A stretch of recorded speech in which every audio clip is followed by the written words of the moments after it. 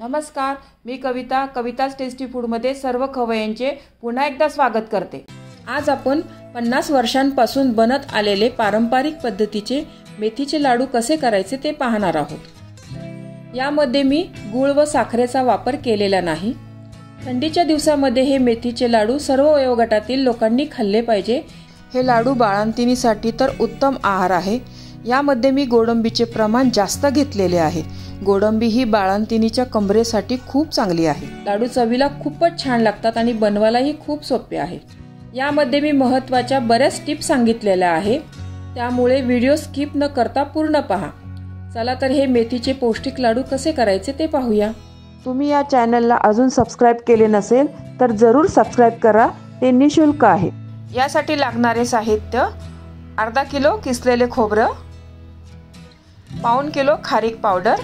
इथे मी रेडीमेडच खारीक पावडर पाऊण किलो घेतलेली आहे। तुमच्याकडे अशी नसेल तर तुम्ही खारीक आणून फोडून त्याची मिक्सरमध्ये पावडर केली तरीही चालेल। इथे मी पाऊण किलो घेतलेली आहे, तुम्ही अर्धा किलो घेतली तरी चालेल। खारीक आपल्याकडनं तशी जास्त खाल्ल्या जात नाही, लाडूमध्ये सर्वांच्याच पोटात जाईल म्हणून मी इथं खारीक पाऊण किलो घेतलेली आहे। आणि खारीक आहे ना आपल्या हाडांसाठी खूप चांगली आहे। 1 किलो साजूक तूप आहे, हे घरी बनवलेलं मी साजूक तूप घेतलेलं आहे। इथे मी गूळ व साखर न घेता 1 किलो खडीसाखर घेतलेली आहे। खडीसाखर आपल्या शरीरासाठी खूप थंड आहे, त्यासाठी मी 1 किलो खडीसाखर घेतलेली आहे। जर तुम्हाला गूळ घ्यायचा असेल तर गुळाचं पण प्रमाण 1 किलोच घ्या। ड्रायफ्रुट्समध्ये मी पाव किलो बदाम घेतलेले आहे, पाव किलो काजू, पाव किलो अक्रोड, पाव किलो मनुके। गोडंबी इथे मी पाऊण किलो घेतलेली आहे, तुम्ही अर्धा किलो घेतली तरी चालेल। अर्धा किलो मी बबुळीच्या झाडाचा डिंक घेतलेला आहे। आपण किराणा दुकानात गेल्यावर आपल्याला असा पण डिंक दाखवतात, पण या डिंकापेक्षा हा बबुळीच्या झाडाचा डिंक आहे ना, हा आपल्या आरोग्यासाठी खूप चांगला आहे। अर्धा किलो मेथी दाणा आणि 100 ग्रॅम आळीव। या सर्व साहित्यांचे प्रमाण डिस्क्रिप्शन बॉक्समध्ये दिलेले आहे। तुम्ही अजून या चॅनलला सबस्क्राइब केले नसेल तर सबस्क्राइब बटनला क्लिक करा आणि बेल आयकॉनला प्रेस करायला विसरू नका, जेणेकरून नवीन रेसिपीचे नोटिफिकेशन तुम्हाला येतील। सर्वात आधी आपण ड्रायफ्रुट्स आहे ना मिक्सरमध्ये एक एक करून बारीक करून घेऊया। ड्रायफ्रुट्स बारीक करताना एकदम बारीक पूड नाही करायची, आपल्याला थोडेसे जाडसरच ठेवायचे आहे। आणि गाळणीने ना असे गाळून घेऊया, म्हणजे एकसारखा चुरा पडेल आणि लाडू आहे ना आपले खूप छान बनतील। हे जाड राहिलेले आहे ना, परत आपण मिक्सरमध्ये थोडेसे फिरवून घेऊया। हे ड्रायफ्रुट्स मिक्सरमध्ये बारीक करताना एकदम मिक्सर नका चालवू, तुम्ही पल्स मोडवर चालवा, नाहीतर ड्रायफ्रुट्समधनं ना तेल निघेल, तसं नको आहे आपल्याला। असा रवाळ छान चुरा झाला पाहिजे आपला। बारीक केलेले ड्रायफ्रुट्स आहे ना नेहमी गाळणीने व्यवस्थित गाळून घ्या तुम्ही। याच पद्धतीने आपण सर्व ड्रायफ्रुट्स बारीक करून घेऊया। बदाम पण याच पद्धतीने मिक्सरमधनं बारीक करून घेऊया। बारीक करताना बघा मी पल्स मोडवर मिक्सर चालवत आहे, एकदम चालवत नाही आहे। ऑन ऑफ केलं ना तर छान रवाळ चुरा होतो मग आपल्या ड्रायफ्रुटचा। आणि प्रत्येक वेळी सर्व ड्रायफ्रुट्स आहे ना असे गाळून घ्या तुम्ही।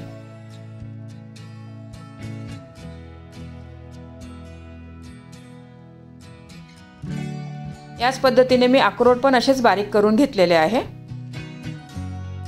अक्रोड पण आपण असेच गाळून घेऊया।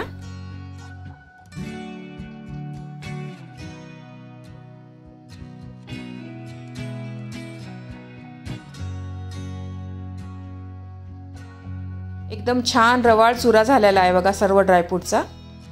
याच पद्धतीने गोडंबी पण आपण बारीक करून घेऊया। गोडंबी जास्त असल्यामुळे मी 2 वेळा बारीक करणार आहे।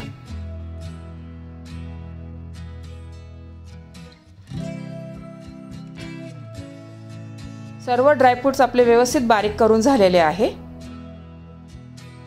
यामध्ये मी आता खारकेची पावडर मिसळून घेते। खडीसाखरेचे मोठे तुकडे आहे, आधी मी खलबत्त्यातनं थोडी बारीक करून घेते, नंतर मग मिक्सरमध्ये याची पावडर करून घेणार आहे। कढईमध्ये ना थोडंसं खोबरं आता मी भाजून घेणार आहे। खोबरं आपल्याला करपवायचं नाही आहे, थोडंसं हलकं कुरकुरीत करून घ्यायचं आहे। तसं कच्चं खोबरं घेतलं तरीही चालेल, पण त्याचे लाडू आहे ना जास्त दिवस टिकत नाही। असं भाजून घेतले ना तर लाडू चांगले 1 ते 2 महिने चांगले राहतात, अजिबात खराब होत नाही। खोबरं पण छान आपलं कुरकुरीत भाजून झालेलं आहे। त्याच कढईमध्ये ना आपण मेथीदाणा पण भाजून घेऊया। मेथीदाणा पण भाजताना अगदी बारीक गॅसवर 2 मिनिटच भाजून घ्या तुम्ही। जास्त मेथीदाणा भाजला ना तर त्याचा कडवटपणा वाढतो आणि मग लाडू आपले जास्त कडू होतील। अगदी हलके 2 मिनिटं भाजून घ्यायचे। त्याच कढईमध्ये आपण आळीव पण अगदी 2 मिनिटं भाजून घेऊया। आळीव पण आपले छान भाजून झालेले आहे। एका ताटामध्ये काढून घेते। कढईमध्ये आपण आता तूप घालूया। हे घरी बनवलेलं साजूक तूप आहे हे। या साजूक तुपाची रेसिपी पण मी आपल्या चॅनलवर आधीच अपलोड केलेली आहे। आयुर्वेदात म्हणतात ना की संस्कार केलेलं तूप आपण खाल्लं पाहिजे, ते आपल्या आरोग्यासाठी चांगलं आहे। संस्कार केलेलं तूप म्हणजे कसं, आपण दूध घेतो, त्या दुधावरची साईचं दही आणि दह्याचं ताक आणि ताकाचं लोणी आणि जे लोणी निघतो ना ते कडवून जे तूप काढतो ना ते तूप आपल्या आरोग्यासाठी चांगलं आहे। हे एवढे संस्कार केलेलं तूप आपल्या आरोग्यासाठी खूप चांगलं आहे। तूप चांगलं गरम झालेलं आहे। डिंक तळताना नेहमी तूप चांगलं गरमच करून घ्या। थंड तुपामध्ये ना डिंक नका टाकू, व्यवस्थित तळल्या जात नाही मग डिंक। डिंक टाकल्यावर ना सुरुवातीला गॅस मोठा करा, नंतर मीडियम गॅसवर ना डिंक चांगला तळून घ्या।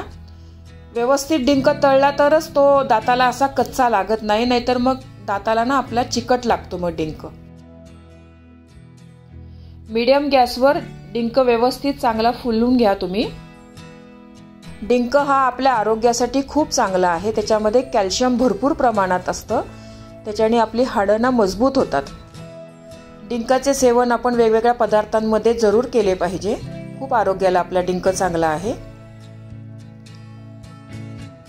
याच पद्धतीने राहिलेला ना सर्व डिंक मी व्यवस्थित तळून घेते। थोडा थोडा तुपात टाकून ना डिंक व्यवस्थित फुलवून घ्या।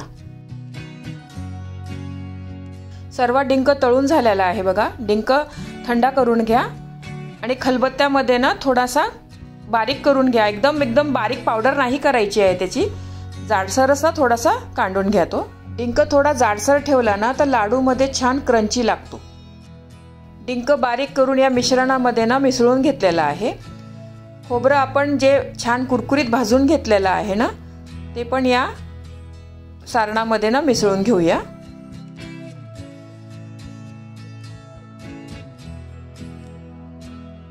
यामध्ये मी आता मनुके घालते, आळीव, खडीसाखरेची व्यवस्थित छान पावडर करून घेतलेली आहे बघा मी, ती पण या मिश्रणामध्ये मिसळते।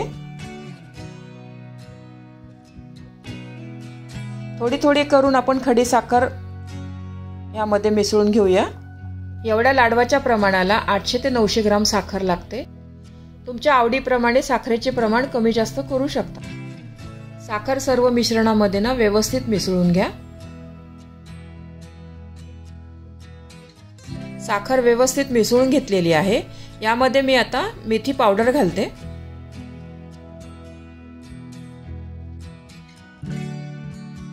सर्व मेथी यामध्ये व्यवस्थित मिसळून घ्या।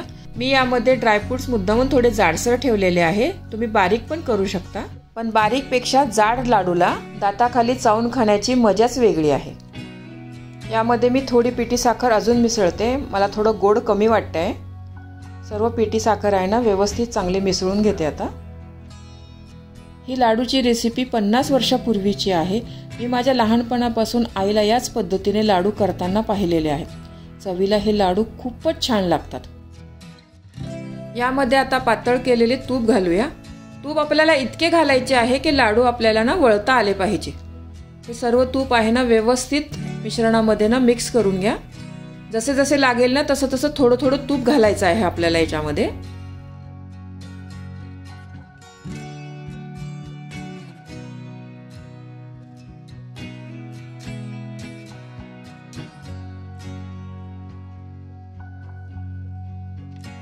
लाडू वळता येईल ना इतपत आता तूप टाकून झालेला आहे। सर्व तूप आहे ना मिश्रणामध्ये व्यवस्थित मिक्स करून घ्या।